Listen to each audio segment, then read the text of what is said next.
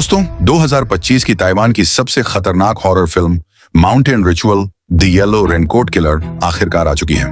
इस फिल्म को red cloth girl बनाने वाली ओरिजिनल टीम ने बनाया है और इसकी कहानी पहाड़ों की दुनिया की सबसे डरावनी किंवदंती पर आधारित है। कहा जाता है कि येलो रेनकोट किलर एक ऐसी भटकती हुई आत्मा है जो हमेशा चमकीली पीली रेनकोट पहनकर पहाड़ों में घूमती रहती है। जब भी कोई ट्रेकर या पर्वतारोही रास्ता भटक जाता है और बिल्कुल अकेला पड़ जाता है, तब ये आत्मा धीरे धीरे उसके पास आने लगती है और अगर कोई एक बार इसके जाल में फंस जाए तो फिर उसका बचकर निकलना लगभग नामुमकिन हो जाता है। वह इंसान भी हमेशा के लिए उन पहाड़ों में एक भटकती हुई आत्मा बन जाता है और कभी अपने घर वापस नहीं लौट पाता। जैसे जैसे रात गहराती जाती है, पहाड़ों का तापमान तेजी से गिरने लगता है। ठंड इतनी ज्यादा बढ़ जाती है कि इंसान के शरीर में हाइपोथर्मिया शुरू हो जाता है। इस हालत में दिमाग ठीक से काम करना बंद कर देता है। इंसान को उल्टा बहुत तेज गर्मी महसूस होने लगती है और वह अपनी सुध बुध खोकर एक एक करके अपने कपड़े उतारने लगता है। अगर उस वक्त उसे बचाने वाला कोई न मिले तो समझिए उसकी मौत लगभग तय है। 有人吗？里面有人吗？帮我开门！ तभी अचानक येलो रेनकोट किलर उसके बिल्कुल पीछे आकर चिपक जाता है। शिकार को पता भी नहीं चलता और वह उसे अपने साथ खींच ले जाता है। इसके बाद वह इंसान धीरे धीरे मौत के मुंह में चला जाता है। लोक कथाओं के मुताबिक इस डरावनी प्रक्रिया को पकड़ और बदलाव कहा जाता है, यानी जो इंसान अभी अभी मरा है वही अगला येलो रेनकोट किलर बन जाता है। इसके बाद उसकी आत्मा हमेशा के लिए उन पहाड़ों में भटकती रहती है और अपने अगले शिकार का इंतजार करती है। मैंने खुद यह फिल्म देखी है और यकीन मानिए शुरुआत से लेकर आखिर तक इसका सस्पेंस और हॉरर आपको स्क्रीन से नजरें नहीं हटाने देगा। फिल्म खत्म होने के बाद एक बात जरूर महसूस होगी, अकेले पहाड़ों पर ट्रैकिंग करने से पहले आप 2 बार जरूर सोचेंगे। अब शुरू होती है फिल्म की असली कहानी। कहानी का मुख्य किरदार है जियामिंग। उसकी सबसे अच्छी दोस्त युन शिन उससे प्यार करती है, लेकिन एक बड़ा ट्विस्ट ये है कि जियामिंग आज भी अपनी मरी हुई गर्लफ्रेंड अफेई को नहीं भूल पाया है। यानी तीनों के रिश्तों की उलझन उन्हें धीरे धीरे एक ऐसे डरावने सफर पर ले जाती है जहां से लौटना लगभग नामुमकिन है। एक दिन ये लोग पहाड़ों पर ट्रेकिंग के लिए निकलते हैं। रास्ते में उन्हें हजारों पीले कपड़ों की पट्टियां बंधी हुई दिखाई देती हैं, जैसे किसी चीज को कैद करके रखा गया हो। वहीं एक चेतावनी वाला बोर्ड लगा होता है जिस पर लिखा होता है 3 राजाओं का मंदिर इस पहाड़ को सील किए हुए है, आगे जाना सख्त मना है। लेकिन अफेई को यह सब अंधविश्वास लगता है। वह बिना कुछ सोचे समझे बोर्ड को उखाड़कर रास्ते से हटा देता है और हंसते हुए कहता है, ये सब मजाक है क्या? उसे बिल्कुल भी अंदाजा नहीं होता कि उसी पल उसने एक ऐसी ताकत को जगा दिया है जिसे कभी छेड़ना ही नहीं चाहिए था। अफेई हंसते हुए कहता है, अरे यही तो उनका रास्ता है। इतना कहकर वह उन हजारों लाल कपड़ों की पट्टियों को पार कर आगे बढ़ जाता है। वह युन शिन का हाथ तक नहीं पकड़ता, बस एक नजर उसे देखता है जैसे कह रहा हो मेरे पीछे आ जाओ। मजबूरी में युन शिन भी उसके पीछे चल पड़ती है और जियामिंग के पास भी उनके पीछे जाने के अलावा कोई दूसरा रास्ता नहीं बचता। कुछ दूर आगे बढ़ते ही तीनों के कदम अचानक रुक जाते हैं। उनके सामने लोगों की एक बड़ी भीड़ किसी रहस्यमयी अनुष्ठान में डूबी हुई होती है। चारों तरफ घंटियों की आवाज गूंज रही होती है, ढोल बज रहे होते हैं और लोग बेहद अजीब तरह का नृत्य कर रहे होते हैं। सबसे डरावनी बात यह थी कि वहां मौजूद हर इंसान का पहनावा बिल्कुल अलग और अजीब था। किसी ने अपने सिर पर बोरी डाल रखी थी तो किसी ने कागज से बने टोटेम जैसे मुखौटे पहन रखे थे। बीच में एक पुतला रखा था जिस पर एक जवान लड़के की तस्वीर लगी हुई थी। पूरा माहौल देखकर ऐसा लग रहा था जैसे किसी मरी हुई आत्मा की शांति के लिए कोई रहस्यमयी रस्म निभाई जा रही हो। तभी जियामिंग की नजर अनुष्ठान के बीच खड़ी एक काली पहाड़ी भेड़ पर पड़ती है और अगले ही पल एक आदमी हाथ में तेज धार वाला चाकू उठाता है और बलि देने के लिए जानवर का सिर एक ही बार में धड़ से अलग कर देता है। एक पल में चारों तरफ खून बिखर जाता है और वहां का माहौल पहले से भी ज्यादा डरावना हो जाता है। 什么？不知道。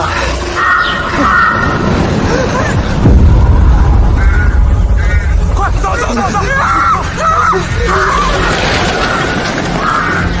उस डरावने अनुष्ठान को देखकर तीनों घबराकर तुरंत पहाड़ से नीचे भागने लगते हैं। लेकिन तभी हालात और भी खराब हो जाते हैं। उनका जीपीएस अचानक काम करना बंद कर देता है और देखते ही देखते तीनों घने जंगल में रास्ता भटक जाते हैं। कुछ देर बाद वे एक ऐसे मोड़ पर पहुंचते हैं जहां से 2 अलग अलग रास्ते निकलते हैं। जियामिंग कहता है हमें बाईं तरफ जाना चाहिए, लेकिन अफेई जिद पकड़ लेता है कि दाईं तरफ का रास्ता सही है। जब दोनों किसी फैसले पर नहीं पहुंचते तो गुस्से में जियामिंग अकेला ही दूसरी दिशा में निकल जाता है और यही उनकी सबसे बड़ी गलती साबित होती है, क्योंकि उस दिन के बाद अफेई कभी वापस नहीं मिला। समय बीतता है पूरे 5 साल। इन 5 सालों में जियामिंग बार बार उसी पहाड़ पर लौटता है, इस उम्मीद में कि शायद किसी दिन अफेई का कोई सुराग मिल जाए। साथ काम करते करते दोनों के बीच गहरी दोस्ती हो जाती है और धीरे धीरे यही दोस्ती प्यार में बदल जाती है। लेकिन एक परेशानी अब भी बाकी थी। जियामिंग के दिल में अफेई की यादें आज भी जिंदा थी। वह आगे बढ़ने की कोशिश तो कर रहा था, लेकिन अपना अतीत अब तक भूल नहीं पाया था। लेकिन जियामिंग आज भी अफेई को नहीं भूल पाया था। उसके मन में बस एक ही सवाल था, आखिर अफेई अब है कहाँ? फिर भी हिम्मत जुटाकर उसने सगाई की अंगूठी निकाली और शादी के लिए प्रपोज करने की कोशिश की, लेकिन उसके मुंह से एक शब्द भी नहीं निकल पाया। शाम होते ही दोनों ने पहाड़ से वापस लौटने का फैसला किया। रास्ते में उन्हें एक आदमी चट्टान से गिरा हुआ मिला। उसका शरीर नीला पड़ चुका था और सीने पर अजीब से निशान बने हुए थे। दोनों बिना रुके वहां से तेजी से निकल गए। तभी सामने से लाल कपड़े पहने एक रहस्यमयी महिला पहाड़ की छोटी की ओर जाती दिखाई दी, जबकि मौसम तेजी से खराब हो रहा था। जैसे जैसे वे आगे बढ़ते गए, कोहरा और घना होता गया। जमीन पर जगह जगह मांस के छोटे छोटे टुकड़े पड़े थे, और सबसे अजीब बात, वे जितना आगे बढ़ते उतना ही बार बार उसी जगह वापस पहुंच जाते, जैसे कोई अदृश्य ताकत उन्हें वहीं फंसा रही हो। 往这里走。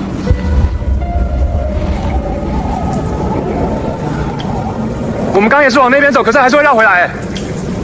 तभी उन्हें सामने एक पीली बरसाती पहने इंसान दिखाई दिया। उसे देखकर दोनों को लगा कि शायद अब उन्हें रास्ता मिल जाएगा, इसलिए वे उसके पीछे पीछे चलने लगे। कुछ 100 मीटर चलने के बाद जियामिंग को कुछ अजीब महसूस हुआ। वो बरसाती पहने इंसान धीरे धीरे धुंध में गायब होने लगा। अब वह इंसान कम और भूत ज्यादा लग रहा था। सबसे डरावनी बात, वह सीधा खाई की तरफ बढ़ता जा रहा था।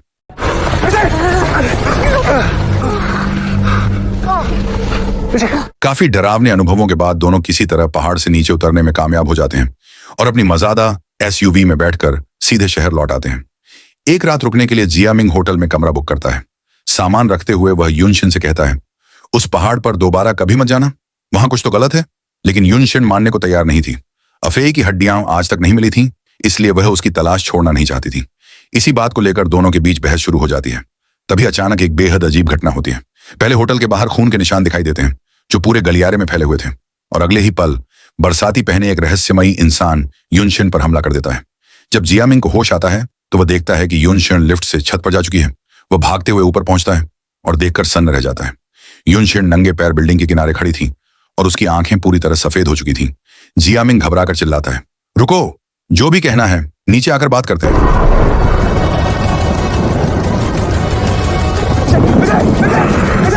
जियामिंग की चीखों के बीच युनशिन अचानक छत से नीचे कूद जाती है। नीचे गिरते ही उसकी मौके पर ही दर्दनाक मौत हो जाती है। लेकिन तभी जियामिंग घबराकर अचानक पहाड़ के कैंपसाइट वाले बिस्तर पर उठ बैठता है। उसे एहसास होता है कि ये सब सिर्फ एक सपना नहीं था। वो एक डरावने टाइम लूप में फंस चुका है, जहां हर दिन वही घटनाएं बार बार दोहराई जा रही हैं। 那你们知道这座山在今年总共失踪了多少人吗？哦，你不要讲鬼故事吓人了。山上很危险，很多事都不能做，上爬上约害上。 हर बार वही होता, पहाड़ पर चढ़ना, रास्ता भटकना, फिर किसी लाश से सामना। उसके बाद बरसाती वाला रहस्यमयी इंसान युनशिन को अपने असर में ले लेता और आखिर में युनशिन किसी न किसी तरह अपनी जान गंवा देती। जियामिंग ने उसे बचाने के लिए हर तरीका अपनाया। इस बार तो वह उसे पहाड़ से बहुत दूर एक दूसरे 5 सितारा होटल में ले गया। उसे लगा कि अगर युनशिन कमरे से बाहर नहीं निकलेगी तो शायद सब ठीक रहेगा, लेकिन किस्मत को कुछ और ही मंजूर था। कुछ ही देर में युनशिन बाथटब में गिर जाती है, जैसे कोई अदृश्य ताकत उसे पानी के अंदर खींच रही हो। जियामिंग पूरी ताकत लगा देता है, लेकिन उसे बचा नहीं पाता। और फिर अगली बार जब उसकी आंख खुलती है तो उसे समझ आ जाता है कि इस टाइम लूप से निकलने के लिए उसे हर छोटी छोटी बात पर ध्यान देना होगा। 你上山的时候没有看到山脚下有一座山王庙吗？每次只要山上有人失踪，他们全部都要上来办法会。 तभी जियामिंग को अपनी सबसे बड़ी गलती समझ आती है। वह सोचता है, जब युनशिन पर किसी बुरी आत्मा का साया है तो मैं उसे मंदिर क्यों नहीं ले गया। इस बार पहाड़ से उतरते ही वह सीधा शहर के सबसे मशहूर गुरु लिन के पास पहुंचता है। गुरु लिन एक नजर देखते ही समझ जाते हैं कि युनशिन के अंदर किसी बुरी आत्मा का साया है, और बिना देर किए वे तुरंत भूत उतारने की रस्म शुरू कर देते हैं। लेकिन गुरु लिन पूरी तरह आगे बढ़ने की हिम्मत नहीं कर पाए। उन्हें एहसास था कि अगर उन्होंने ज्यादा दखल दिया तो येलो रेनकोट की आत्मा उन्हें भी निशाना बना सकती है। रस्म खत्म होने के बाद भी गुरु लिन दोनों को चेतावनी देते हैं, खतरा अभी टला नहीं है, मैं तुम्हें सिर्फ एक बार बचा सकता हूं, हमेशा नहीं। इसी बीच जियामिंग को एक चौंकाने वाली बात समझ आती है। उसे शक होने लगता है कि येलो रेनकोट के पीछे कोई और नहीं बल्कि अफेई ही है। ये सुनते ही युनशिन गुस्से में बोल उठती है, तुम कहना क्या चाहते हो? अफेई मरने के बाद भूत बन गया और अब मुझे नुकसान पहुंचाना चाहता है। 没事吧？啊，没事，没事，没事。 नहीं, जियामिंग की बात पूरी भी नहीं हो पाती। उससे पहले ही युनशिन किसी अदृश्य ताकत से दूर जा गिरती है और एक बार फिर उसकी मौत हो जाती है। होश में आते ही जियामिंग टूट जाता है। वो रोते हुए कहता है, अगर मुझसे कोई गलती हुई है तो उसकी सजा मुझे दो। लेकिन ये सब कब खत्म होगा? उसे ऐसा लग रहा था जैसे वो किसी गेम के पहले लेवल में फंस गया हो, जहां बार बार नई जिंदगी मिलती है लेकिन जीत कभी नहीं मिलती। इस बार जियामिंग फैसला करता है कि वो युनशिन को टाइम लूप का पूरा सच बता देगा। वो कहता है कि दोनों एक ही दिन में फंसे हुए हैं और ये सब सैकड़ों बार दोहरा चुके हैं। युनशिन को यकीन नहीं होता तो जियामिंग एक एक करके आगे होने वाली घटनाएं पहले से बताने लगता है। हैरानी की बात यह थी कि उसकी हर बात सच निकलती है। लेकिन तभी एक नई चीज होती है। लाल कपड़े वाली रहस्यमयी औरत इस बार पहले ही दिखाई दे जाती है। तब जियामिंग को एहसास होता है कि शायद वो औरत भी इस टाइम लूप को बदलने की कोशिश कर रही है। जियामिंग ने उस लाल कपड़े वाली महिला से बात की और जो उसने सोचा था वही सच निकला। उस महिला का नाम मेई आंटी था। 5 साल पहले उनका बेटा शियाओ झांग इसी पहाड़ पर लापता हो गया था। तब से मेई आंटी और उनके पति उसे हर जगह ढूंढते रहे। एक दिन किसी ने उन्हें बताया कि अगर पहाड़ में खोए हुए इंसान की आत्मा को बुलाना है तो किसी बड़े गुरु से विशेष अनुष्ठान करवाना होगा। उन्होंने ऐसा ही किया, लेकिन पहली रस्म के बाद उस गुरु ने दोबारा मदद करने से साफ मना कर दिया। इसके बाद मेई आंटी के पति इस घटना के पीछे पागल से हो गए। दिन रात तंत्र मंत्र और रहस्यमयी किताबों में डूबे रहते और आखिरकार उनका मानसिक संतुलन बिगड़ गया। एक दिन उन्होंने कहा, मैं खुद पहाड़ पर जाकर अपने बेटे को ढूंढ कर लाऊंगा। लेकिन वो गए और कभी वापस नहीं लौटे। बाद में पता चला कि उनकी मौत चट्टान से गिरने से हुई थी। मेई आंटी को यकीन था कि यह सिर्फ एक हादसा नहीं था। जियामिंग को लगा कि अगर दोनों साथ मिलकर काम करें तो शायद इस रहस्य का सच सामने आ सकता है। इसलिए दोनों एक योजना बनाते हैं। मेई आंटी युनशिन को सुरक्षित नीचे ले जाएंगी और जियामिंग अकेले पहाड़ पर जाकर लाओ झांग के बारे में सच्चाई पता लगाएगा। उधर मेई आंटी अपना काम करती हैं और इधर जियामिंग अकेला पहाड़ की ओर बढ़ जाता है। जियामिंग खोजते खोजते पहाड़ की सबसे ऊंची चोटी तक पहुंच जाता है। वहीं उसे चट्टान के किनारे कुछ पुराने रहस्यमयी निशान दिखाई देते हैं, जिन्हें देखकर उसे लगता है कि उसने इन्हें पहले भी कहीं देखा है। उधर युनशिन मेई आंटी के घर में छोटे झांग की तस्वीर देखती है और उसे समझ आता है कि 5 साल पहले पहाड़ पर जो रहस्यमयी अनुष्ठान उसने देखा था वह उसी की आत्मा को बुलाने के लिए किया गया था। यह सच जानकर जियामिंग को बहुत पछतावा होता है। वह तुरंत मेई आंटी को फोन करके माफी मांगता है, लेकिन मेई आंटी गुस्से में चिल्लाकर कहती हैं, तुम लोगों की वजह से हम अपने बेटे को वापस नहीं बुला पाए। इतने में युनशिन फिर किसी अदृश्य ताकत के असर में आ जाती है और एक बार फिर टाइम लूप शुरू हो जाता है। अगली सुबह मेई आंटी जियामिंग से मिलती हैं और कहती हैं कि अब इस रहस्य की जड़ तक पहुंचना ही होगा। वह उसे अपने घर ले जाती हैं। वहां लाओ झांग का कमरा पूरी तरह बिखरा हुआ था। दीवारों पर तंत्र मंत्र के निशान, भूत प्रेत की तस्वीरें और पहाड़ में लापता लोगों की कतरनें लगी हुई थीं। तभी जियामिंग की नजर एक तस्वीर पर पड़ती है और उसे याद आता है कि वह और युनशिन भी पहले उसी मंदिर में जा चुके हैं। उसे शक हो जाता है कि इस पूरे रहस्य का संबंध उसी मंदिर से है। वह तुरंत मंदिर पहुंचता है, लेकिन इस बार मुख्य हॉल में नहीं जाता। चुपचाप एक सेवक का पीछा करते हुए मंदिर के पीछे पहुंचता है, जहां एक छिपी हुई गुफा के अंदर आत्माओं को बुलाने की रहस्यमयी वेदी बनी हुई थी। सुराग तलाशते तलाशते जियामिंग की मुलाकात फिर से गुरुलिन से होती है। गुरुलिन बताते हैं कि यह कोई काला जादू नहीं है। सदियों से इस पहाड़ पर हुई अनगिनत मौतों की नकारात्मक ऊर्जा मिलकर येलो रेनकोट वाली आत्मा बन चुकी है। जो लोग अपने खोए हुए प्रियजनों की हड्डियां ढूंढना चाहते हैं उन्हें एक विशेष अनुष्ठान करना पड़ता है। लेकिन जियामिंग ने 5 साल पहले वही रस्म तोड़ दी थी, जिसकी वजह से लाओ झांग को खुद अपनी जान की बलि देनी पड़ी। जियामिंग पूछता है, क्या इसी वजह से मैं इस टाइम लूप में फंसा हूं? गुरुलिन जवाब देते हैं, जब तक इंसान अपने दिल की अधूरी चाहत और मोह नहीं छोड़ता तब तक वो इस चक्र से बाहर नहीं निकल सकता। ये बात सुनकर जियामिंग को सब कुछ याद आने लगता है। उसे याद आता है कि 5 साल पहले बारिश और कड़ाके की ठंड में वे बुरी तरह कांप रहे थे। वह आगे जीपीएस का सिग्नल ढूंढ रहा था। तभी पीछे मुड़कर देखा तो युनशिन किसी पीली जैकेट पहने लड़की को देख रही थी। उन्हें लगा कि शायद कोई राहगीर है, लेकिन कुछ ही सेकंड बाद जब जियामिंग दोबारा पीछे मुड़ा तो युनशिन और अफेई दोनों मिट्टी के ढेर के नीचे दब चुके थे। उस वक्त वह सिर्फ एक इंसान को बचा सकता था और उसने युनशिन को चुना, जबकि अफेई को वहीं छोड़कर बाद में पुलिस से कह दिया कि वे रास्ते में बिछड़ गए थे। 也许这是我就不知道，你要怪他吗？我什么都不要了。 5 साल बाद आखिरकार जियामिंग अफेई से दिल से माफी मांगता है। जैसे ही उसके मन का बोझ हल्का होता है, अफेई की आत्मा धीरे धीरे हवा में गायब हो जाती है।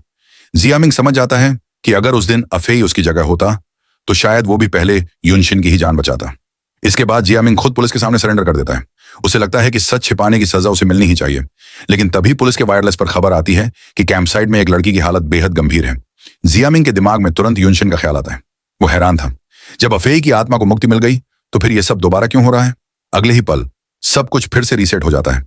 जियामिंग समझ जाता है कि अभी इस रहस्य का अंत नहीं हुआ है। कहीं ना कहीं एक और सच्चाई छिपी हुई है। उसे फिर से गुरुलिन की कही हुई बातें याद आने लगती हैं। जियामिंग को एहसास होता है कि सिर्फ अफेई ही नहीं, इस टाइम लूप में कोई और भी है जिसे बचाना जरूरी है। उसे फिर से गुरुलिन की बात याद आती है, जब तक दिल की अधूरी चाहत खत्म नहीं होगी ये चक्र नहीं टूटेगा।